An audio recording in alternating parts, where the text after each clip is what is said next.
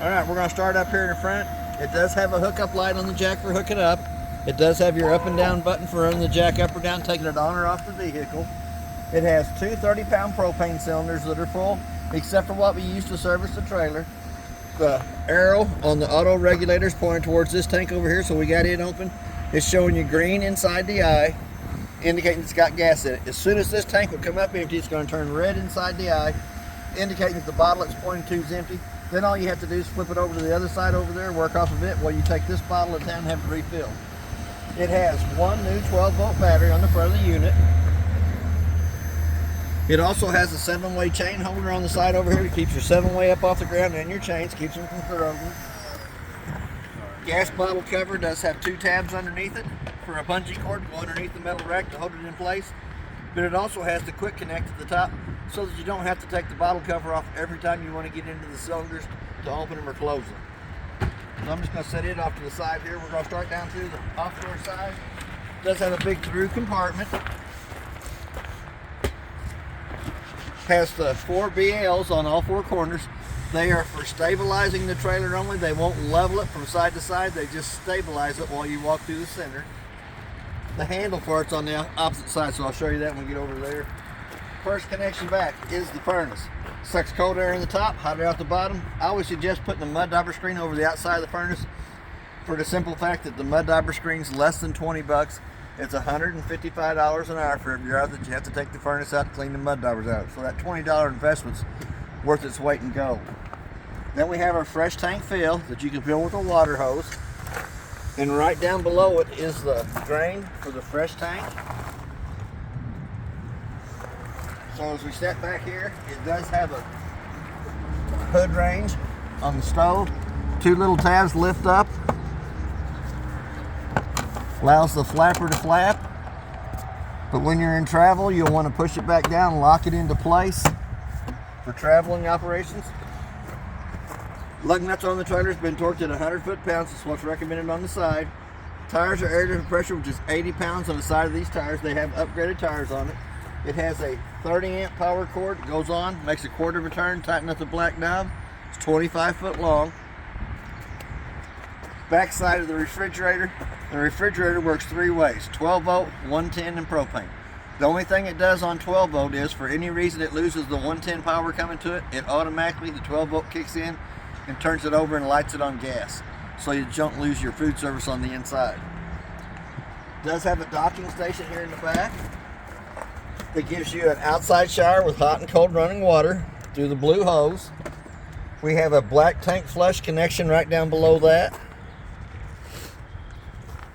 And then we have a tank fill or city water connect. You can do it either way you wanted to. You can use the tank fill in the up position and fill the tank up in front, or you can turn it down, work right off the city water connect.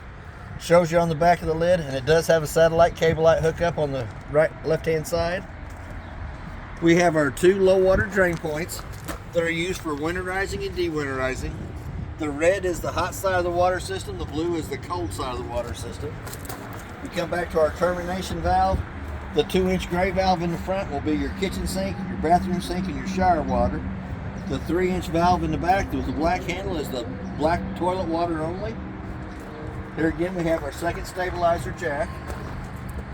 As we come around to the back, it is prepped for a backup camera up top. It also has a spare tire that's been aired after pressure, but it's not been torqued on, it's been put on with a wrench. And then we have the outside of the hot water heater. On the hot water heater, you'll always want to pop the pop-off valve to make sure you have water coming out before you turn on electric or gas. But it also has an anode rod down here in the bottom that is the drain plug for the hot water heater. But an anode rod actually draws all the impurities to that rod, eats that rod up instead of eating up the inside of the tank. Anytime the steel rod in the center is shown, it's time to replace it. So if we step around this side over here, we do have a gas connection here in the back. That if you have an outside barbecue grill, Blackstone griddle, you can hook to that. Turn the T-handle in line with the gas line going to your appliance, and it will work off your 2 propane cylinders on the front of the unit. It does have a pretty good sized little compartment here in the back for your blocks, for your jacks, whatever you want to put in there.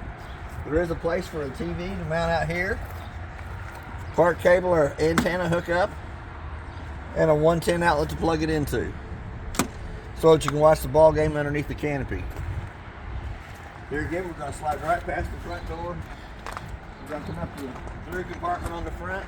It does have a hookup light inside here for at nighttime, and we also have our 3/4 inch handle for the stabilizer jacks on all 4 corners. And remember, there's just stabilizer jacks. They come down till they hit the ground and go about a turn past that. It just stabilizes the trailer while you're walking through it. It won't level from side to side. Here again, we got a little door handle, latch to hold the door in place. When you come to the unit, the steps are going to be in the up position, locked to the door frame. Little blue handle pulls the door steps loose from the door frame. There's a push button underneath each one of the legs, 15 to 18 slots on the legs for adjustment. The main thing is, once the steps come out, they have to lay flat in the threshold so that the front door fits over the top of them properly without dragging. So we're going to go to the inside of the unit. It does have a working fire extinguisher on the left hand side. We're going to go all the way up to the monitor panel. We're going to check the battery life. Shows you the battery's fully charged. To get an accurate reading on the battery, you really need to have the 110 line unplugged. Anytime it's plugged into 110, it's going to override it. Freshwater tank, showing it's got 2/3 of a tank in it. We do have the pump on. We did de-winterize it this morning. Black tank showing that it's empty, and your gray tank showing that it's empty. First red switch at the bottom on the left hand side is the water pump switch. It turns the water pump on between the freshwater tank and the faucets. The second red button is the gas side of the hot water heater. Flip the gas switch on, little red light at the top comes on. In about a minute's time, that red light's going to go off. Then the hot water heater will go through 3 lighting processes to light on gas. For any reason it does not light on gas, it's going to come, that little red light's going to come back on. Third red switch is the electric side of the hot water heater. The hot water heater's got water in it, so we're going to go ahead and turn it on. It'll illuminate red anytime the switches are on, so we're going to turn it right back off. 2 light switches down here at the bottom. The first one turns the center row of lights in the living room kitchen area on. Second light switch turns our LED lights underneath the awning on. Then we have a remote for the stereo. I'll show you it in a minute. Then we have our awning switch that runs our awning in and out. So we're going to go ahead and run the awning out.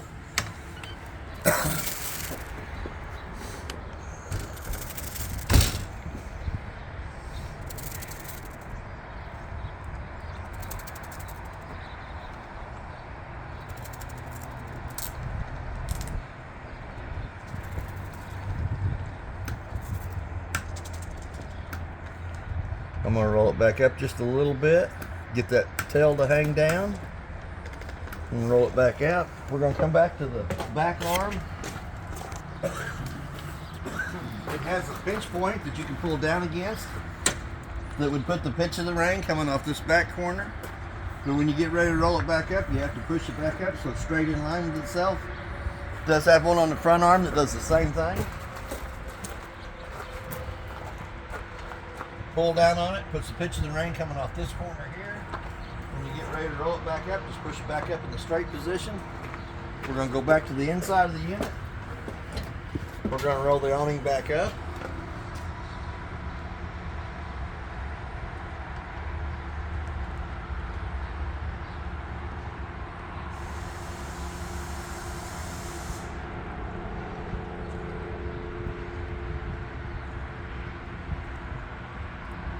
And then we have our awning lights up against the side of the trailer.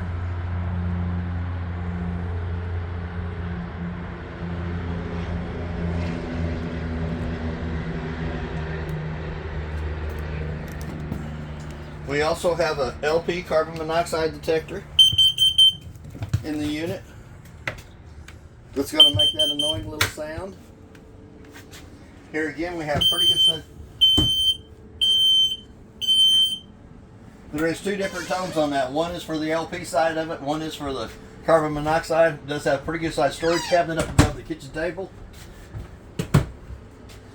The little remote that was mounted by the monitor panel Turns the stereo on and off.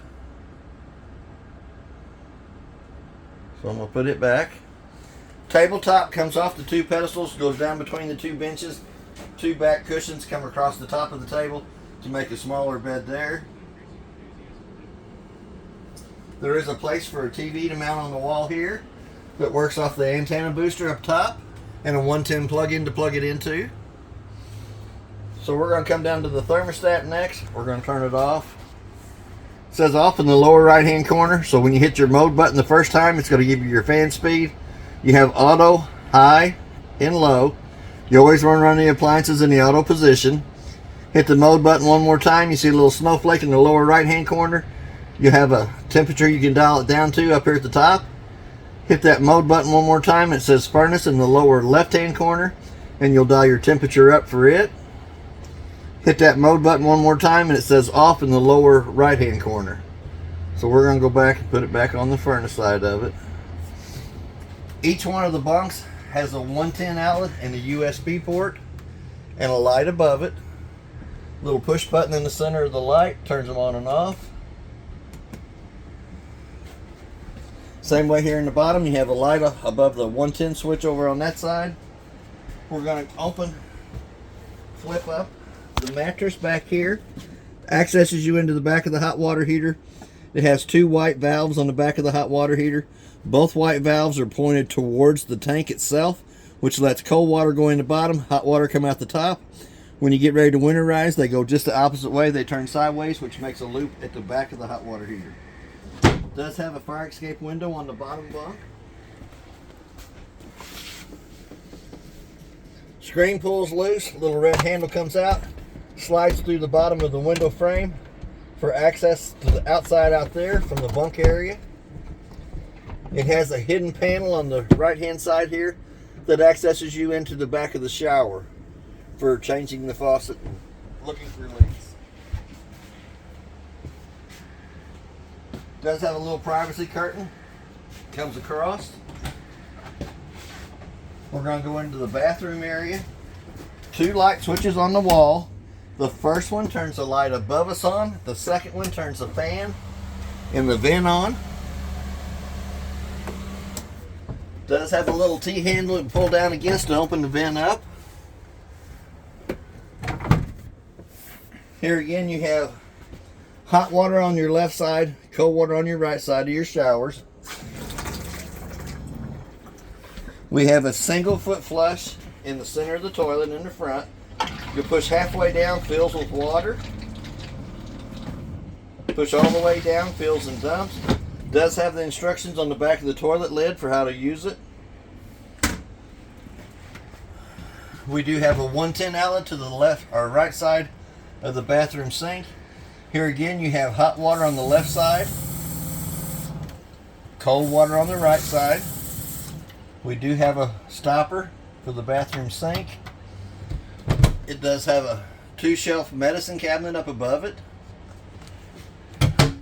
Does have a pretty good sized cabinet down below it.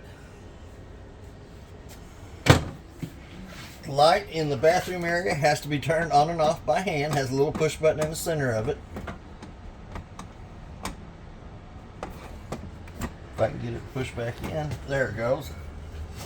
Has a brown vent on the side of the wall that brings heat back to the bathroom area. We're going to go to the refrigerator. We're going to turn it to the off position. It works 2 ways, 110 and propane and 12 volt, but the 12 volt only kicks in when it loses 110 power coming to it to knock it onto the gas. So we're going to turn it to the on position, which is the electric side of it. Does have thermostat controls on the right hand side. So we're going to go back, we're going to turn it off, we're going to turn it over to gas.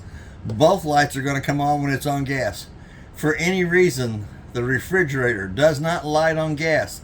The green and orange light will flicker on and off if the gas check if the lights are flashing. So we're going to leave it on gas for just a minute to make sure that it does light. It does have pretty good sized room in the bottom. Pretty good sized room up in the freezer section of it.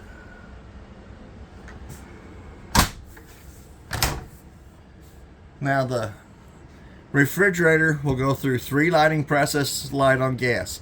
For any reason that it does not light on gas, those lights will start flashing. So we're going to leave that on gas for just a minute. We're going to come down to the breaker box, showing you the breakers from the left hand side to the right, exactly what they are.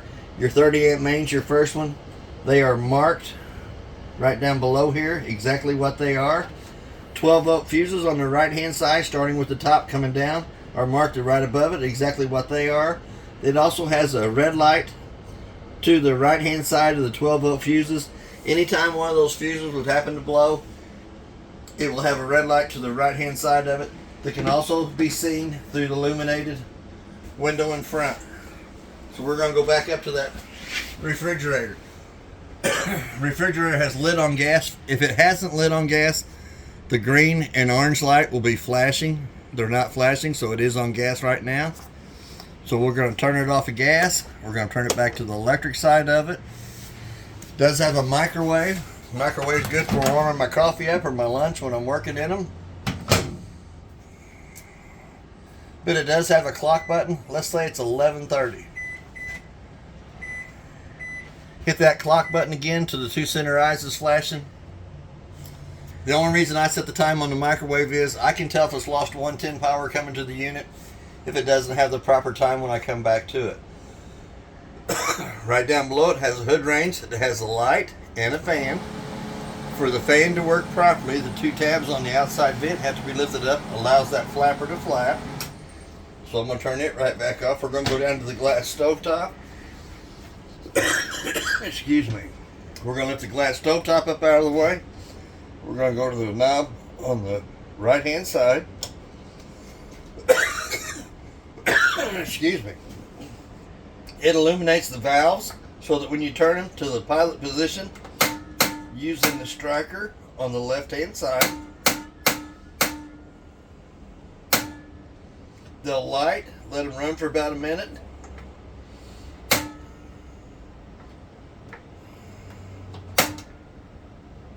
Anytime the valves have gas coming through it, they illuminate red instead of being blue, so you know there's gas coming through them. So that if you turn one on without it being lit, it's going to be red instead of blue. We're going to go down to the oven side of it. We're going to turn it to where it says pilot on, hold down on the knob, using the striker on the left hand side to light the oven too. And sometimes it takes a little longer to get gas down to the oven.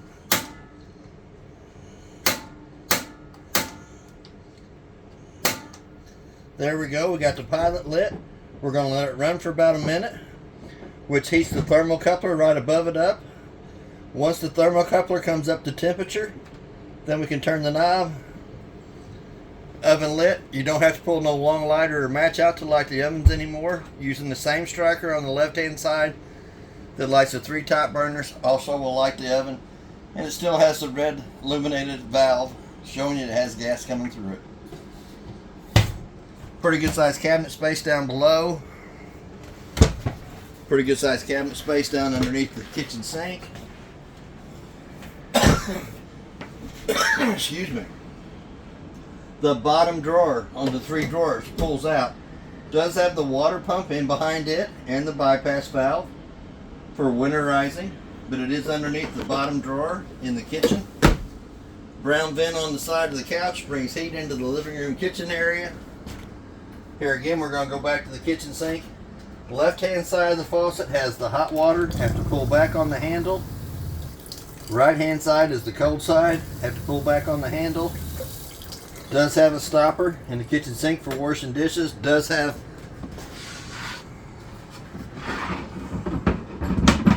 the little sink stopper at the top. Gives you a little more table countertop space. 3 big drawers at the top in the cabinet. Mini blind does have a wand that turns the mini blind one way or another. We do have a handle on the blackout shades. Couch will fold down into a bed for a shorter person. Folds back up. We're going to step around and go into the master bedroom. It does have a brown vent on the wall that brings heat into the master bedroom. It has a 110 outlet on either side of the master bed.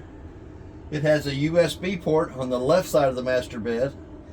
It is also prepped for solar panels. It does have the wiring in the wall. We do have storage up underneath the master bed. Extra pillows, blankets. The light above me has to be turned on by hand. Has a little push button in the center of it. Does have a little push button in the center of the headboard light.